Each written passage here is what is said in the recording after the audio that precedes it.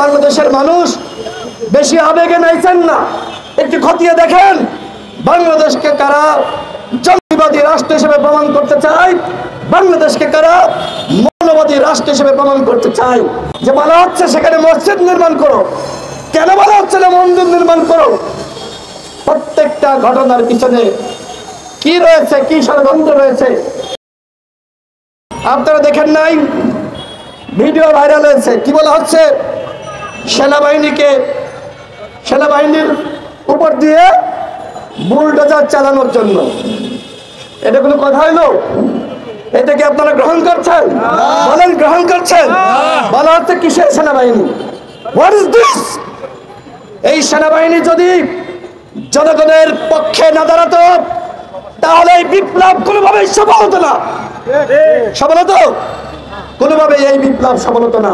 সুতরাং সেনাবাহিনীকে নিয়ে বিতর্ক সৃষ্টি করা, উস্কানি দেওয়া, এগুলো মোটেও সঠিক কাজ হচ্ছে না। সেনাবাহিনীকেও আপনারা উস্কানোর চেষ্টা করছেন। আমি সেনাবাহিনীর ভাইদেরকে বলবো, জনগণের পক্ষে যেভাবে ছিলেন জনগণের পক্ষে থাকেন। হ্যাঁ, অনেক কথা ইনস্ট্যান্ট বলতে নেই, বললে প্রতিক্রিয়া শুরু হয়, কিন্তু আমরা রাজনীতি করি, মানুষকে সচেতন করা আমাদের দায়িত্ব। আমরা যদি সেই দায়িত্ব পালন করতে না পারি তাহলে আমরা কিসের রাজনীতিবিদ? যে ঘটনাগুলো ঘটেছে, আমি সরকারকে বলবো, যদি কোনো বাড়ি পরিত্যক্ত ঘোষণা করতে হয় সেইটা সরকার করবে।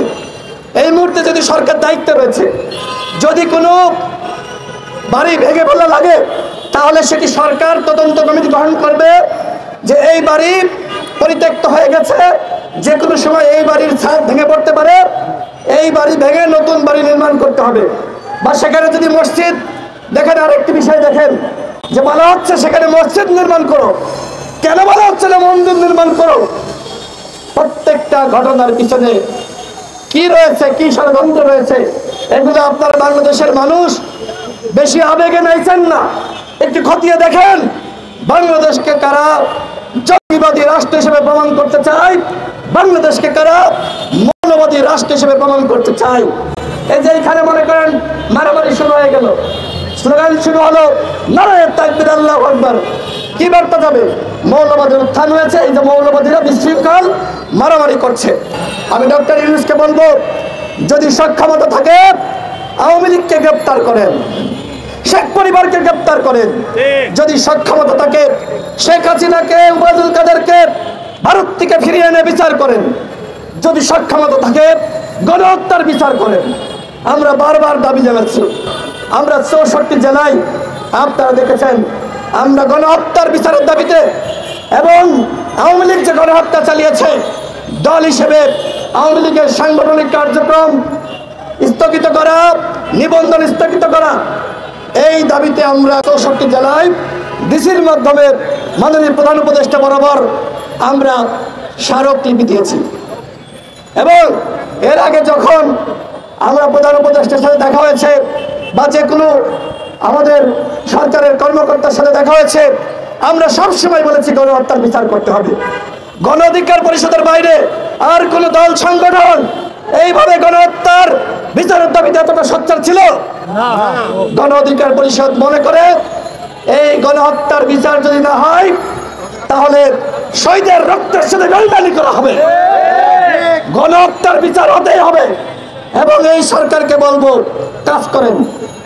ওই যে এই উপদেষ্টা পরিষদে আপনারা মুজিববাদী উপদেষ্টা নিয়োগ দিয়েছেন, জান নাই? দিয়েছে না? এই উপদেষ্টা পরিষদকে যদি সংস্কার না করেন তাহলে বুলডোজার দিয়ে যতই আপনারা বাড়িঘর, আওয়ামী লীগের বাড়িঘর উড়িয়ে দেন না কেন, এর মাধ্যমে আওয়ামী লীগের কিছুই শিখতে পারবেন না। আপনাদের উপদেষ্টা পরিষদের একজন উপদেষ্টা ফারুকি কি বলেছিল? ৭ আগস্ট ফেসবুকে লিখেছিল যে ওই ধানমন্ডির ৩২ নম্বর বাড়ি এই সরকারের প্রথম দায়িত্ব সংস্কার করা। এরপরে কি করলো? এরপরে দেখেন যে সেই ব্যক্তিকেই পুরস্কার স্বরূপ উপদেষ্টা বানালো। এইটা কি বিপ্লব? আপনারা বলেন এটা কি বিপ্লব? এইটা কোনো বিপ্লব না। আরো খোঁজ দেন, সরকারের বিভিন্ন দপ্তরে সচিব, উপসচিব, পুলিশের ডিসি, এসপি, এরা যারা নিয়োগ পেয়েছে এরা আওয়ামী লীগের তালিকা।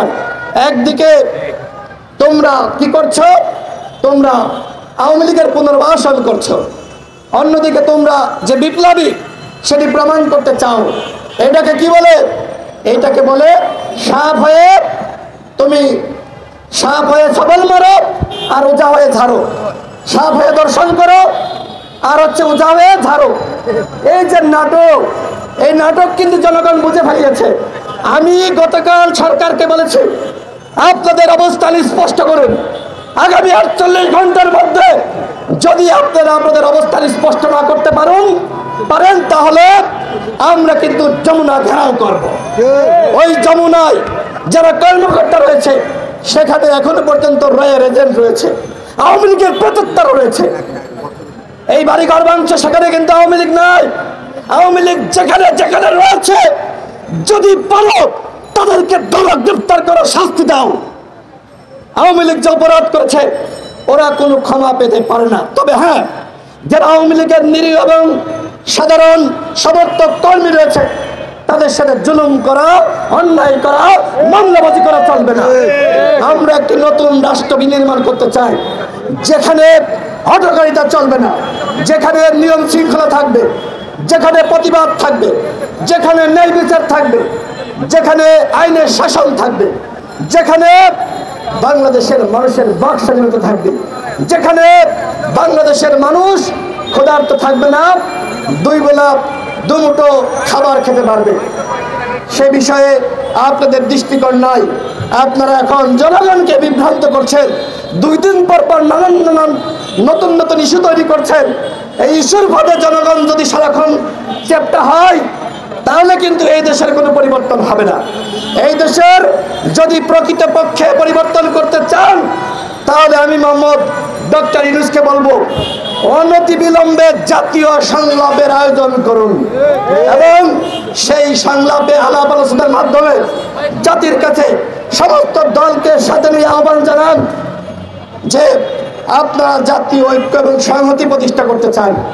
আপনারা আহ্বান জানান যে আপনারা এই উপদেষ্টা পরিষদ পুনর্গঠন করতে চান, আপনারা রাষ্ট্র সংস্কার করতে চান। জনগণের কাছে সেই আহ্বান জানান, তাহলে জনগণ আমি মনে করি আপনাদেরকে সহযোগিতা করবে।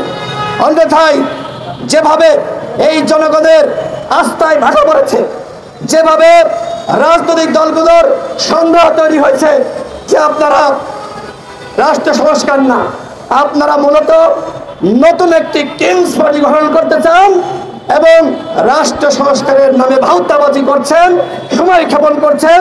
মূলত আপনাদের উদ্দেশ্য নতুন একটি দল গঠন করে আগামীতে ক্ষমতায় আসা।